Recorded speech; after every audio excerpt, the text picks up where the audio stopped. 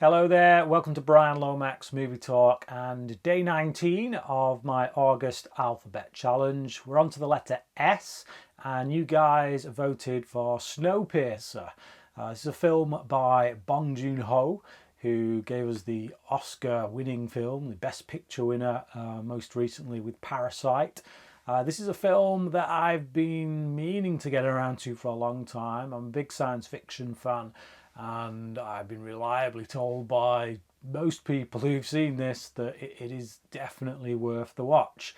For those who don't know, it takes place in the future, post-apocalyptic world. The world has frozen based on something that mankind did to try and fix the global warming situation, only made it worse, made the atmosphere worse. And one man who basically saw this coming designed a train that would work as an ark and keep the remnants of humanity alive. Unfortunately, the tail of the train is where all the poverty-stricken, kind of what are deemed as the degenerates, the lower ends of society, they're kept there. And the further that you work up the train, the higher the class of people, so to speak. The tail of the train lead a revolt led by a character played by Chris Evans to try and get to the front of the train and break this class divide. It's a unique idea. It's an idea that, quite frankly, doesn't sound very plausible at all. And yeah, it's one of those ideas where in the wrong hands, you're just not going to buy it. Now, thankfully, it's in the right hands, because this film was awesome, I gotta say. I've heard so much about this film over the years, and I was always of the mind that I don't want to buy into the hype, because everyone's probably just bigging it up, and it's probably nowhere near as good as people say. It was fantastic. It's a really great film. It's a great science fiction movie. It's a great action film. It's a great drama. There's some really nice dramatic moments in there, particularly with this character played by Chris Evans. He's a very dark character. He's got a very dark history to him, and he's trying to redeem himself in some ways, in many ways. I think he goes a long way to do that. This is a redemption story for his character. The journey to get there is a very difficult one, both kind of literally physically, that physical journey of travelling up the train, but also spiritually, mentally, emotionally. It's just, it's a really great character journey, and despite some of this guy's flaws, you root for him. This film's got an amazing cast, really amazing cast, and quite multicultural as well. But you know, just the British and American actors alone: John Hurt, Tilda Swinton, Jamie Bell. It's just, it's Ed Harris. It's filled to the brim of really great character actors. Tilda Swinton in this is fantastic. Now, she's a villain, but she's so comedic and kind of silly in many ways, but still very believable. It's just, the choices she makes as an actor in this are very brave, I'll say that, but they work. She's both scary and highly comical at the same time. There's a lot in this film actually that's quite scary. You could describe it as a horror film, I think. You know, horror, sci-fi, action, it's got all that stuff in it. But when you look at some of the worst stuff that humanity can do to each other, they do it here in these close quarters of this train. There's one section in particular where when they break through and they just find that they're met with this massive security force that just takes up this whole car, and they kind of look like executioners. Basically, they've got the masks of executioners. They're all carrying axes, and it just turns into this absolute carnage candy. You know, it's incredibly violent, but it's so over the top, almost in an Old Boy or Kingsman kind of way. It also becomes highly entertaining. but still brutal. It doesn't lose that brutality, I don't think. I think because of where these people are trying to get to, and because you're with them every step of the way, and because you genuinely care about these people, it just, yeah. When you're trapped inside that car, that train car with them, and all hell is breaking loose, it's an adrenaline ride. You literally feel like you're on a theme park ride. Song Kang-ho is in this as well. Now, obviously, he would go on to work with Bong Joon-ho again in Parasite. He was the lead in Parasite.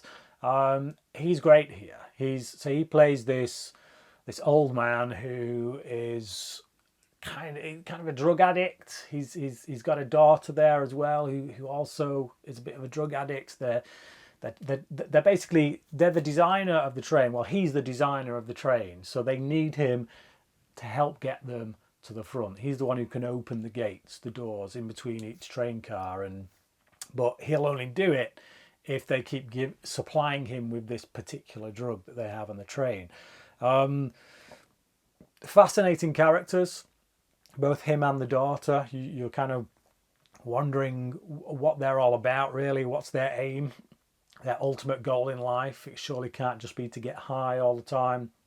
And they turn out to be two of the most valuable characters to the group. As this disparate group of people begin to make their way up the train, with each train car that they get into, they learn more secrets about the way that it's run, and it opens the world up to being more believable. Like, as I said, from the start, when you hear the concept, it's like, really? This train's just doing laps constantly.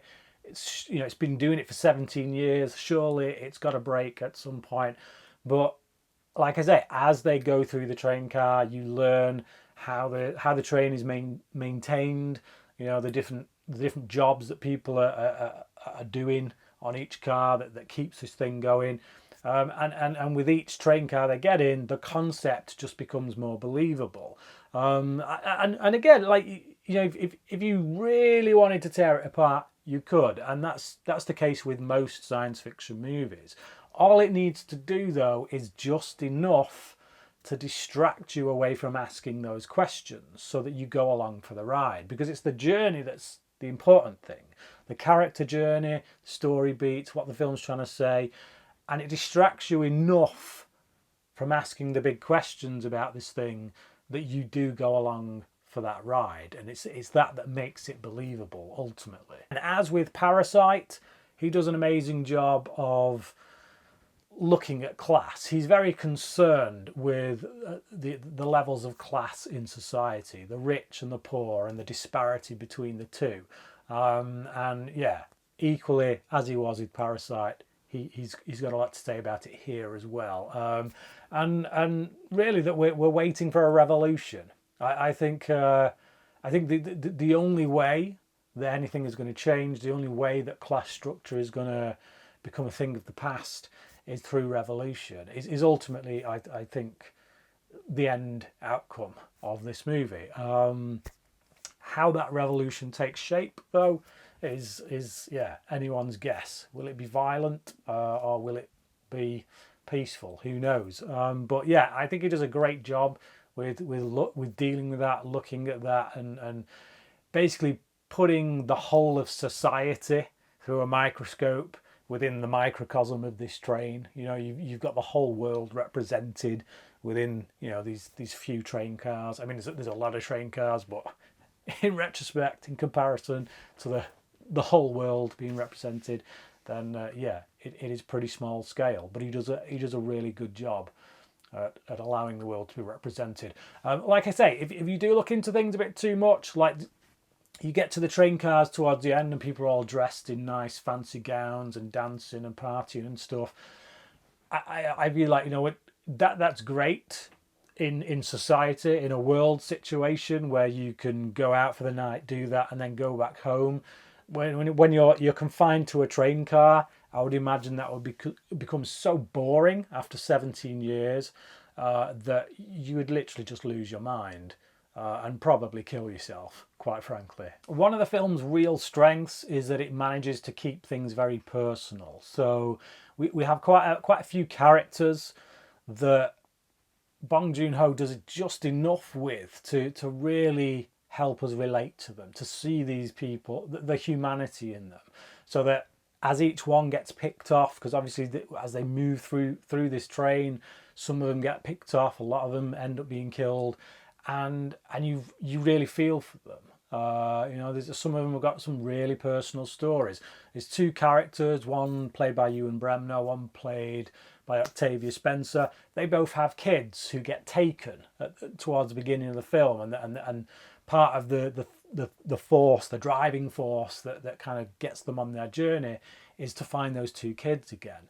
And yeah, like I say, you're with them every step of the way. You feel for them, and there's an artist character who, because obviously they've got no photographs. They're living in a world where photography is dead.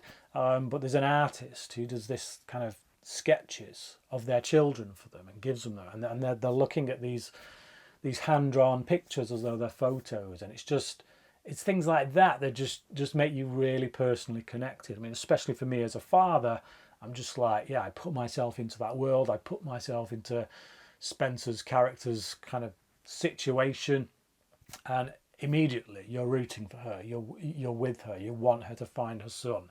You become very protective of her as a member of the audience. So yeah, just a fantastic job. What can I say? It's a really special film. If you've not seen Snowpiercer, you seriously need to check it out. It's an amazing piece of science fiction. It's a great action film.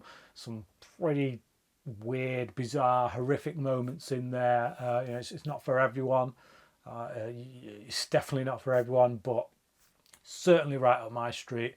I loved it, and I'm going to give it a 4.5 out of 5. I thought it was really brilliant, and quite frankly, I can't wait to watch it again. I'll be definitely watching this again at some point in the future. If you have seen Snowpiercer, I would like to know what you thought about it. So please do leave your comments down below in the comments section. Also, while you're down there, do check out the description box and look at those links for the August Alphabet Challenge.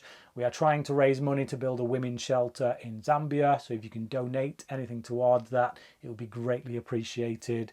If you're not in a position to do so, then please do share this video, click that thumbs up, spread the word, just so that, yeah, more people hear about what it is we're trying to do here. But yeah, thank you for watching this video. I will be back tomorrow with the letter T, where I'll be reviewing the Melissa McCarthy comedy Tammy. But until then, cracking.